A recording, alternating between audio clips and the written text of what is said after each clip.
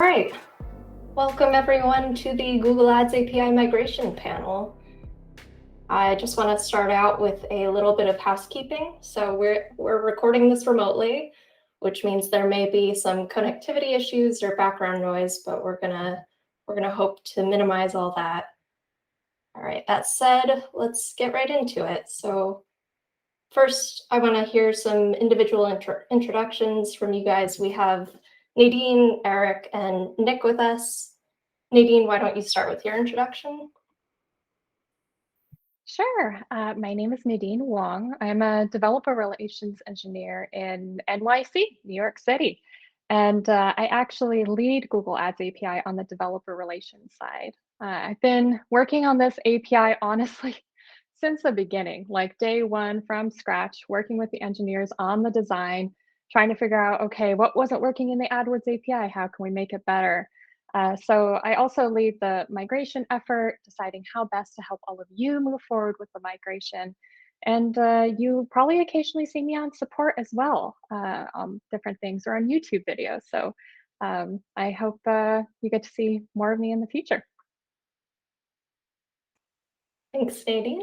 Nick, can you give your intro? Hey, I'm Nick. I'm a developer relations engineer in London. I'm the tech lead for the Java client library. So if you've ever used the Java client library, we may have crossed paths. I look after the latency policy monitoring for the client libraries as well, making sure that our client libraries are fast and useful. And I also look after campaign management for from the developer relations side. So working with engineers and making sure that designs are sort of well aligned with external developers' goals. Great, thanks, Nick. And Eric. Hello, everyone. My name is Eric Schwelm, and I'm an engineer based out of Mountain View. So I'm the tech lead on the core engineering team for the API, and I've been working in the API space for over 10 years now, and was working on the API almost since the beginning, not quite. So I work with a bunch of different engineering teams that all contribute to the API, setting standards for how things should be done, trying to coordinate between them to make sure everyone's producing a nice, consistent API. All right, thanks, everyone. So our first real question, what is your favorite new feature or improvement that the Google Ads API brings? Let's start with Eric. Yeah, great, thanks. So mutates have always been pretty near and dear to my heart. So my favorite feature is one that we brought to you, which is the Google Ads service mutate method. So it brings some of the features you probably have liked in the batch job service in the old API to kind of a new format, right? So the ability to combine mutates from different services all in one place, the ability to link them together with temp IDs. But now you can do it, as a synchronous method, and you can also be guaranteed that they will all succeed or fail. So I think that has some really interesting properties for building API actions that are simple to understand, right? Because instead of lots of individual things possibly failing, it's either all going to get applied or none of it's going to get applied. So I'm hoping that makes your lives a lot easier. Agreed. I think that will help a lot. Nick, what's your favorite? I'd probably say the Keyword Planner API. It's a part of the AdWords API that historically was a little bit behind the UI. So we got lots of questions about, well, why doesn't this work? And why do I get different results from the UI and the API? So we worked to make sure that the Keyword Planner API is like really providing first-class planning utilities, and it matches the UI. So as you're planning campaigns, you can rely on the data coming from there to be sort of authoritative for what our best projections are of your campaign's performance. I think it's worth mentioning, like, there's a lot of new features, new campaign types, new ad types in the Google Ads API that are just not available in the AdWords API. Things like, hotel ads and lead form extensions, all this kind of stuff. There's a list too long to enumerate them all, but there's a lot of like new opportunities, and really the sort of the latest and greatest innovation in Google Ads is on the Google Ads API. Yeah, thanks. Nadine, what's your favorite? It's so hard to pick. But as Nick was saying, if you want the full exhaustive list, if you go to our developer site and click on the migrations tab, there's a full list of all the stuff that's in the Google Ads API that is not in the AdWords API. But as for mine, I would have to say it's billing and invoices. In the AdWords API, an allow list was required, was very limited what you could do. It was confusing. But with the new one, it's a lot more clear on how to be able to set up your billing and be able to allocate it. And the great thing is no allow list anymore, so you can just get started if you want to. So another thing we've been getting a lot of requests for also is invoices. So now you can actually download invoices through the API, which is so cool. Yeah, I think billing in the Google Ads API will relieve a lot of pain that was felt in the AdWords API. So I'm excited about that. All right, moving on to my next question. There have been a lot of interface changes that have been made so that the Google Ads API is more developer friendly than the AdWords API. Are there any of these changes that you'd want to highlight, and can you talk about how they'll improve developer efficiency? Let's start with Nick. Yeah, so probably this is kind of on the forefront of what we're working on just now, but like the migration from feed-based extensions to assets is potentially huge for developers.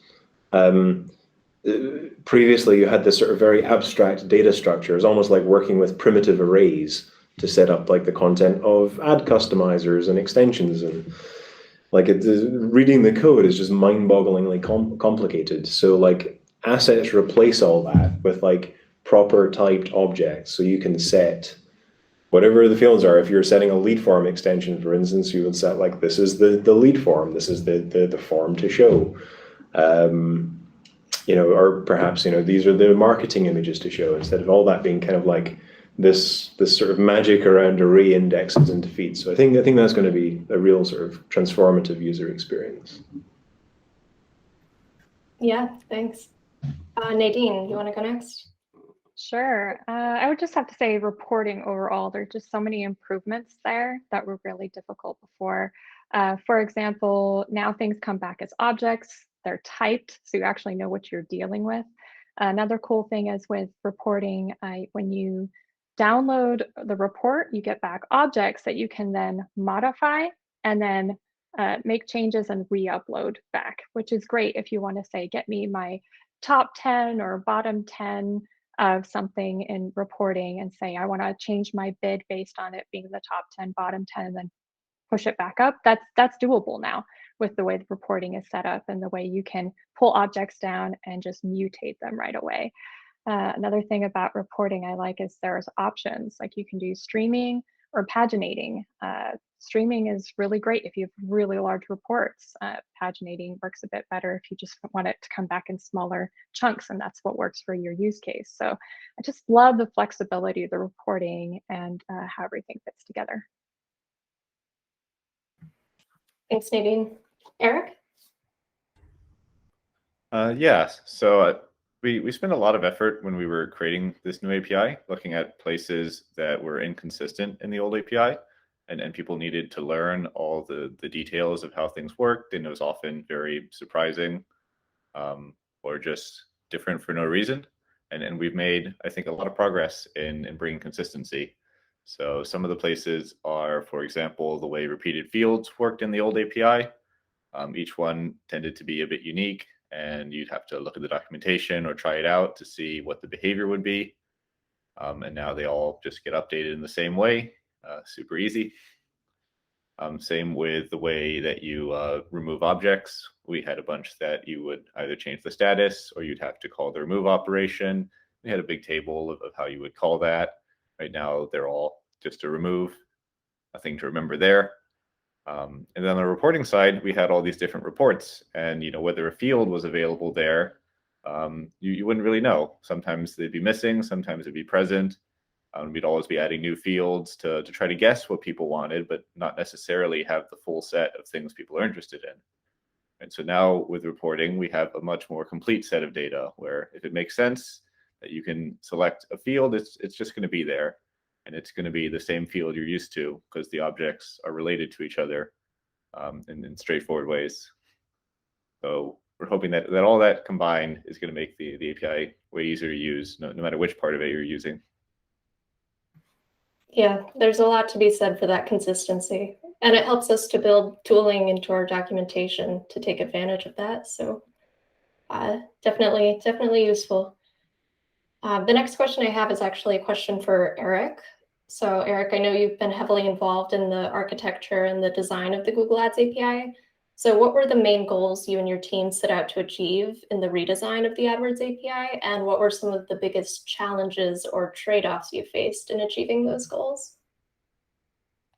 Yeah, it's a big topic and I could probably talk about it for a long time. But I'll just highlight a few things that I think are the most interesting. So the first thing that was really on our mind and set the stage for redesigning the API was moving away from SOAP and using the new protocols of REST and gRPC. So we knew we had to do that. That's just the way to modernize an API. And we took that for granted. And then we started thinking about, okay, what else do we want to change as we make this transition? And then the next thing we identified is that we have all these Google API standards for the different APIs that we want to follow so that anybody who's used a Google API is going to be able to use our API in a really familiar way. But that kind of goes against a lot of the needs of ads, right? We have very complicated use cases, and a lot of these standards are designed for simple use cases. And then we also have a huge user base that is used to doing things certain ways. So we really had to play with the different ways we could do things and tug at the different constraints and try to find a nice compromise where we would be as familiar as possible, but we would also familiar as possible for old users and also new users. And then everybody has an API that they can use well. And I think we found a pretty good compromise. We took some very important concepts like the use of resource names or the long-running operation that are really fundamental to all Google APIs right now, and we introduced them. And then we kept things like a mutation where you could put all your operations in, and we left that in so everybody can understand that concept really easily. And then I think the other really important thing that we were trying to do was make sure that mutates and reporting are more unified and form something that feels like it's one API instead of maybe more like two APIs that are just sitting next to each other, right? So the objects that you use in reporting mutates, they're now the same objects, right? And like Nadine said, you can just take one from one place and reuse it in the other. So I think that's super cool, and just makes it all work together seamlessly. Yeah, it is super cool. Thanks. My next question is for Nick. So Nick, you've worked a lot on performance benchmarking in the client libraries and on measuring API performance through latency metrics.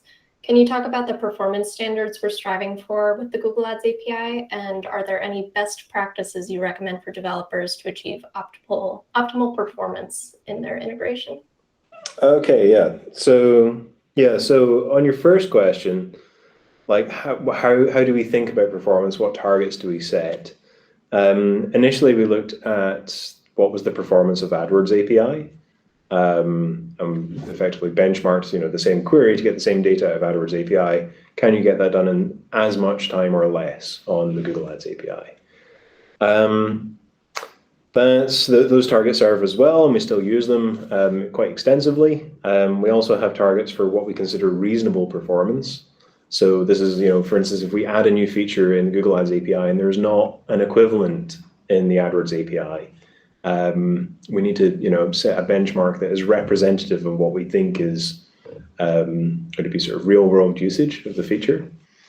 And so that there's a little bit more of a sort of a process around that, like a little bit of alchemy about how we come up with the targets there.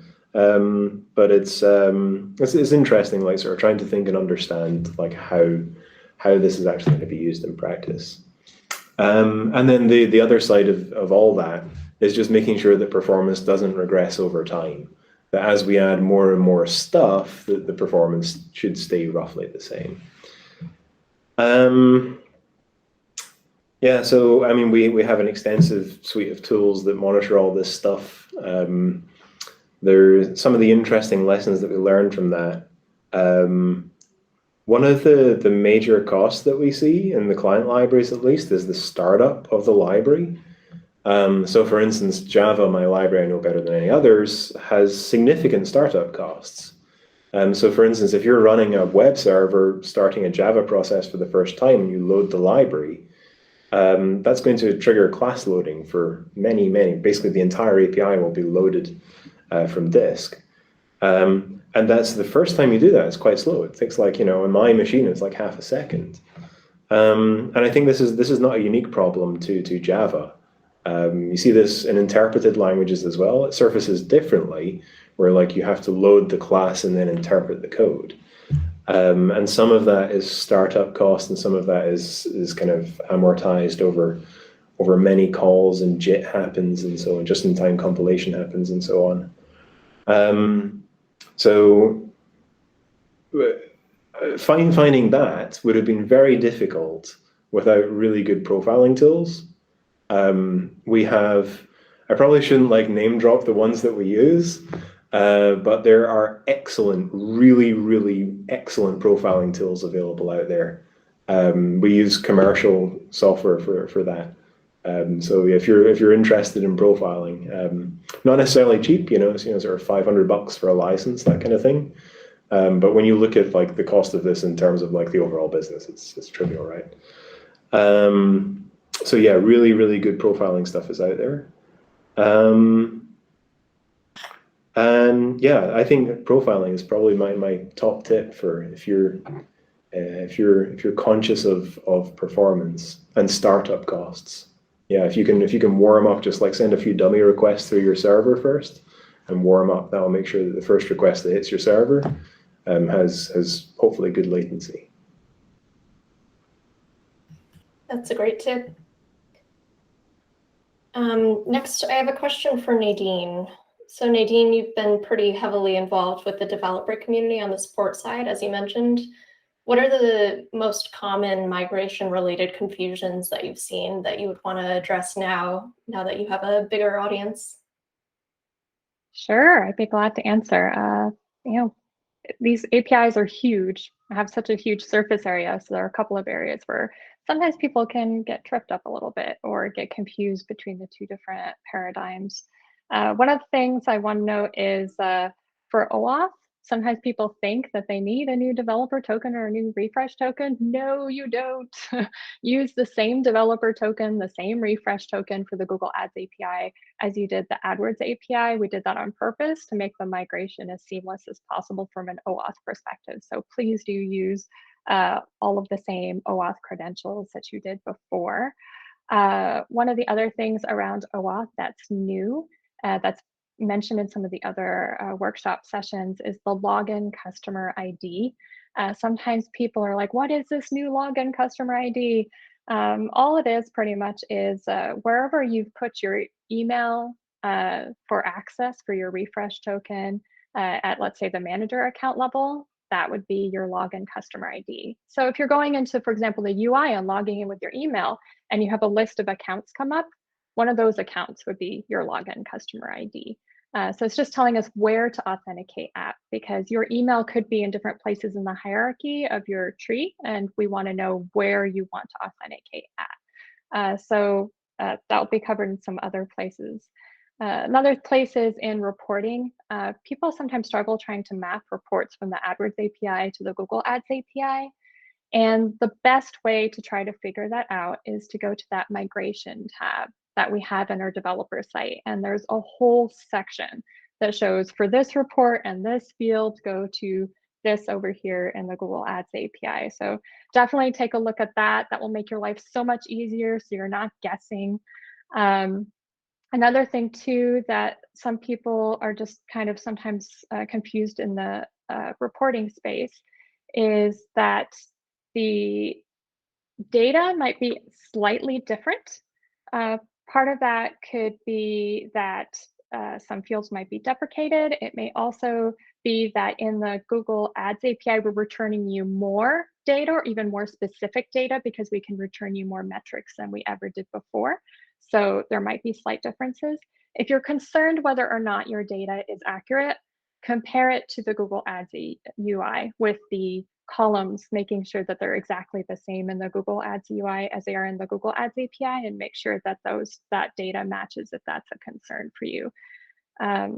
Another thing is if you do reach a point that you're trying to match the two and it's still confusing, you still can't figure it out, we are here for you. You can reach us on the forum for AdWords API and Google Ads API. And you can also reach out to us on Google Ads API-support@google.com. So someone like me will be there to help you through trying to figure out how do I get things to match, and if they don't match, why is that the case? Thanks, Nadine. That's a good transition into my next question about reporting. So reporting is a huge piece of the API, as you all know, and many of our users are purely reporting users who don't use the API for mutates or anything, just reporting. So when migrating reporting components of the API, what would you say users can expect with regards to, one, the backwards compatibility of their reporting data, and two, how reporting data is packaged and structured in the Google Ads API compared with the AdWords API? Question for the group. So I can kick off with some thoughts there. I think probably Eric and Nadine will have things they want to contribute as well. But generally speaking, the expectation should be that things are backwards compatible, right? Like the point of this migration wasn't to, like, you know, change the sort of the integrity of the data. So if you have a look at our migration guide, like Nadine mentioned earlier, there's actually really detailed information mapping each field in AdWords API reports, like all hundreds and hundreds of fields, every field to where that is now in the Google Ads API.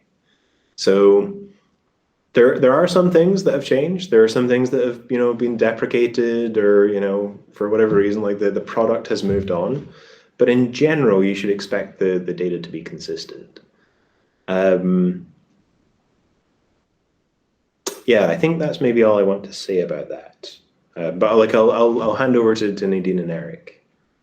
Sure, I can jump in. I'd say the biggest difference between the two that you're going to have to get used to is single attribution versus multi-attribution. So in AdWords API, we had this concept called single attribution, where if multiple criteria triggered your ad, we would attribute everything to one criterion and wouldn't be showing the other criterion that actually triggered the ad as well. In the Google Ads API, there is no single attribution. There is only multi-attribution. There are multiple reasons why we did that. One of them is in the Google Ads UI, any of the other Google Ads interfaces, you won't see single attribution. It's a bit confusing. So what ends up happening is we end up with multiple different views. For example, for each of the criteria, there's a different view, whether it be gender criteria or demographics, like there's different views for each one. So that way, actually, with the Google Ads API, you get more data, more specific data of what triggered your ad than you ever did with the AdWords API. So you may say, well, in the AdWords API, it added up to this. This is the kind of stuff that came back, and why in the Google Ads API do I have more things coming back? It's because we only use multi-attribution in the Google Ads API. So that's one of the major places that I found people sometimes get tripped up when they're getting started and looking at the two different reporting views. But as I said earlier, the best thing is just to take a look at the Google Ads UI. Our goal is to make sure that all the interfaces that Google Ads provides are the same and provide the same kind of data, so that way there's less confusion across the board.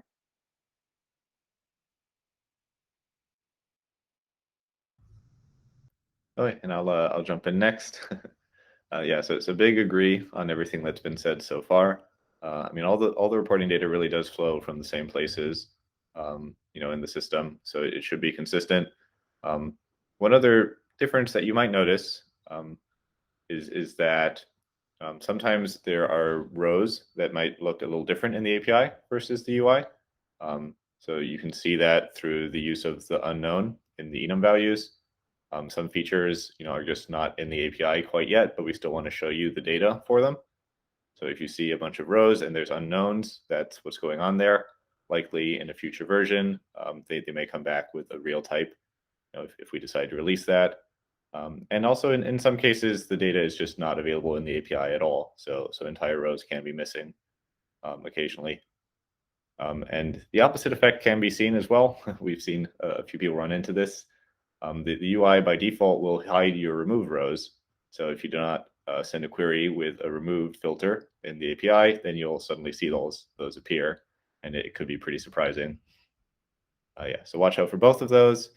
And for other differences, often it's just the case that the UI made some kind of change pretty recently, and the API hasn't caught up yet. So if you just keep an eye out for changes that have been made in the UI, and often people write blog posts about that kind of thing, you might see what the old behavior is doing, and you'll notice that that's what the API is returning to you. Great answers, thanks. I want to loop back to Nadine again. So Nadine, on the support side, I'm wondering if this is something that you've heard from users about. What should API users do if something that they used in the AdWords API isn't available in the Google Ads API? Is that even a common scenario that you've heard of? No, that's not a common scenario, and that's on purpose. So when we announced the sunset of the AdWords API in April 2021, we made every effort to make sure that the new API was at parity with the AdWords API. Any place where we decided not to move a field, we make sure to mark in our mapping documents as it being deprecated. So just take a look in the migration tab. If you're like, something isn't here, take a look in there and see whether or not that particular field was deprecated. As Nick said earlier, the product moves on. We don't necessarily use the same metrics that we did 10 years ago. And the AdWords API has been around a very long time. So we do need to move on to more accurate metrics. However, if you do see something, because we're all human here, if you do see something that is missing that you see in the AdWords API, just reach out to Google Ads API support, as I said before. And the best thing to do is showing this is what the request and the response I did in the AdWords API. This is the request and the response I did in the Google Ads API. If you send the logs, we can figure it out so much faster. And it might just be that you might need to tweak your Google Ads API request or response, or we may look at it and find out that maybe something is missing. But so far, that really has not been a common scenario. I'm glad to hear it. So I want to move on to my next question for the whole group. That the Google Ads API is made up of dozens of services, and each is quite varied in size and complexity. So for users with AdWords integrations that use a number of different services, do you have any advice you can give for those users to understand the complexity of each service's individual migration so they can plan accordingly?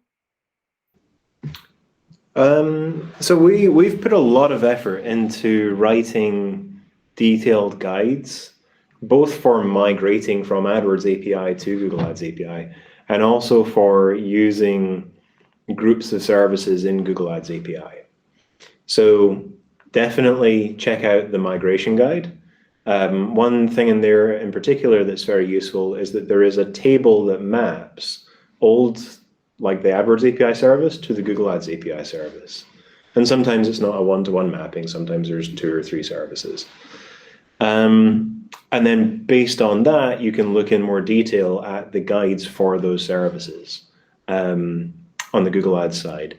Those aren't in the migration guide, that's just normal, on the sort of the homepage of our docs. But yeah, check them out. There should be lots of stuff in there. If you still have questions, and Nadine mentioned earlier, reach out to us on the forum is a great place. I mean, there's a team of people whose full-time job is to help you on the forum. And yeah, if you're really stuck, that's a great way to get support. But hopefully the docs cover that. I can jump in here too. I'd say +1 on everything Nick already said about taking a look at those guides. I just want to note one other guide that we have out there in the migration section. We already mentioned the one on reports. We mentioned the one on services. There's also one based on features. So if you're trying to migrate something feature by feature, we also show how each of those map over, because somebody may think, I want to migrate this type of campaign or this kind of feature over. You can take a look to see how it maps over to the Google Ads API. The good news is a lot of the objects are very similar. So campaign is still a campaign. It still has the same fields, if not more fields that you can have access to, since we have more campaign types. So overall, that's helpful, but that migration page is definitely a great place to start. Eric, did you have anything that you wanted to add? Sure. So yeah, definitely a big +1 on the migration guides. Beyond that, for understanding complexity of things, I mean, the size of your own code base is definitely going to be instructive in seeing how much of a migration challenge you have, right? If you're doing something complex, you probably have a lot of lines of code. And in terms of actually getting the migration done, one resource to keep in mind is the valid only parameter that you can send on methods, right? So you can test things and see if they're going to work without actually committing to any sort of changes, which means you can do, like kind of a shadow write setup to see if your new code is going to work correctly, during the testing phase. I think can be incredibly useful, right? Because you really don't want to write any bad data. We all want to avoid problems like that. So hopefully that helps. Yeah, that's a good reminder. I think a lot of people forget that that's an option. On to my next question, which may be kind of more for Nick and Nadine, who work on the client libraries more closely. The Google Ads API has new client libraries available. How are these different from the AdWords API client libraries, and what should users do if they run into any library-specific questions or issues? I can take that. So the client libraries that we're publishing now, there's 6 of them. We have libraries for .NET and Java, Perl, PHP, Python, and Ruby. We also were aware there is a Node.js implementation out there. It was developed by a company called Optio, but it's sort of technically not like an official Google client library, but it's a possibility. The interesting thing about our libraries now compared to where they were before is that all the code generators are maintained by Google. So previously with AdWords API, we were like using third-party platforms or third-party frameworks to parse the WSDL, the web service description, and produce the objects, the stubs for calling the API. That led to some interesting constraints, like we don't control those pipelines. Sometimes there's bugs, like we need to work around them. It's hard to get them fixed, and so on.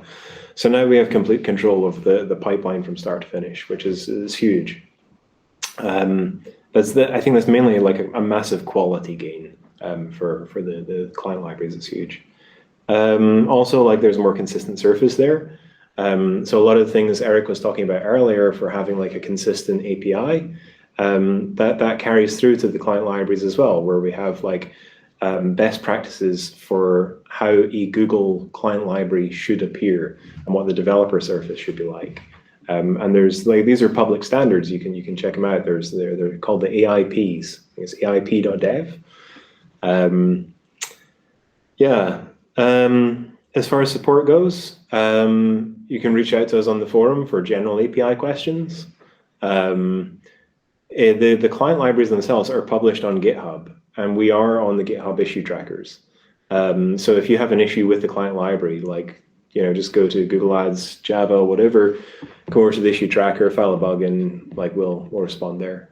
Yeah, and if you have feedback, like the issue tracker is a great place as well. Yeah, for sure. And as someone who's been working on the Google Ads Python client library, I've seen some users helping other users on there. So if you see anybody who's experiencing an issue that you've seen and you've resolved, or maybe you have the same issue as somebody else, feel free to jump in on that same thread, because that's helpful for us to get a sense of how many people are experiencing an issue. With that said, we have one more question left that's kind of a big one, and you each have sprinkled some tidbits of advice throughout this panel, and I thank you for that. But do you have any kind of final words of advice that you would give folks who are migrating from the AdWords API? I can jump in first. I can't stress this enough. Start planning now. There are so many people who've already fully migrated to the Google Ads API, and they have access to all these new features. So you do want to take initiative and really start using some of these new features that are out there, so you can just kind of be ahead of the game. What's been said over and over again, read the migration guides. Another thing that's important too is a few things on the AdWords API. We can't maintain them necessarily all the way until April 2022.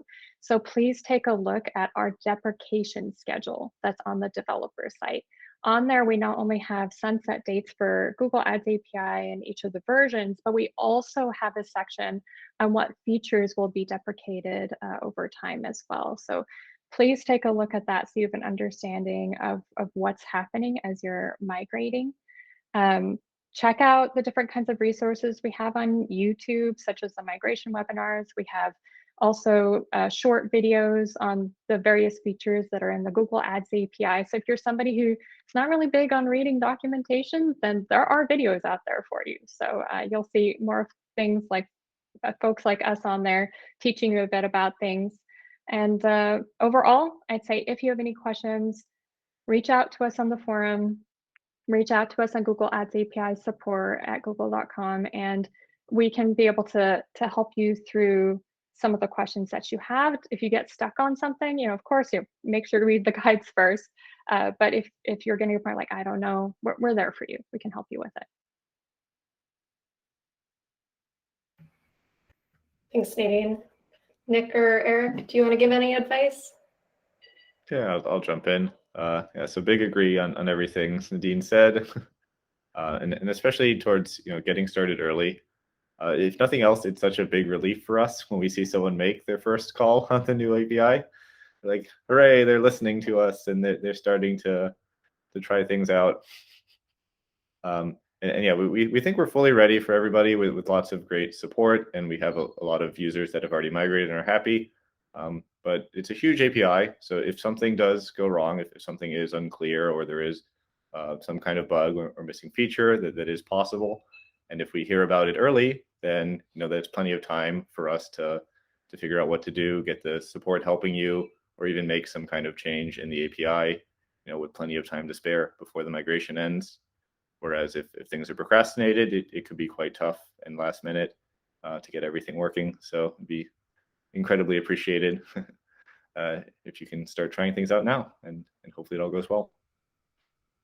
What do you mean bugs in the API? We don't have bugs. Yeah, I can add on just a couple points, but very much +1 to what Eric and Nadine were saying. I'd suggest using your client libraries. Like, they're there to make your life easier. So if that's an option, then I would strongly recommend it. A pattern I have seen that I think is probably not successful in the long term is to try and kind of proxy AdWords API, like to implement the services yourself and then send calls out to the Google Ads API.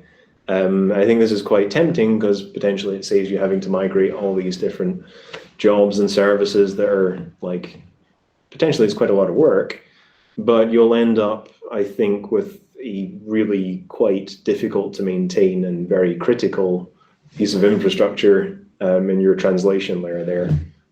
So for sure, I would avoid going down that route if possible. Just put some integration tests around your code and go for it. Just migrate it over so that you get the same result before and after. Because like as we're saying, like it's the same backends on our side. So you should get back equivalent compatible results.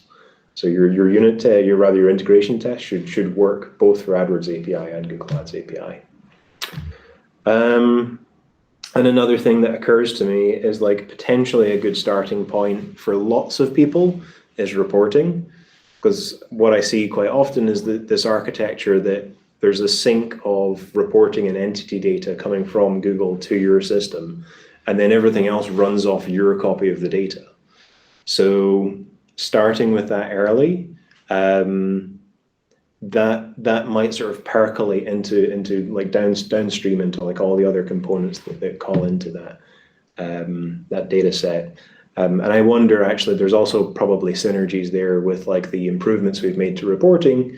Like perhaps some of those workflows can be simplified now that like getting reporting data and mutating objects is actually much easier to do in one shot. Like potentially you don't need the copy in some cases. Yeah, that's all I was thinking. That's great. That's a lot of solid advice. Thank you, guys. With that, we are at the end of our migration panel. So thank you, Nadine, Eric, and Nick, for all of the great answers. I hope everybody who watched found this to be useful. So definitely, as we've all said, check out the documentation, other videos that are available online, and go to the support forums, or in the case of client library issues, the GitHub repositories if you need help. We are here to support you. And thank you for watching.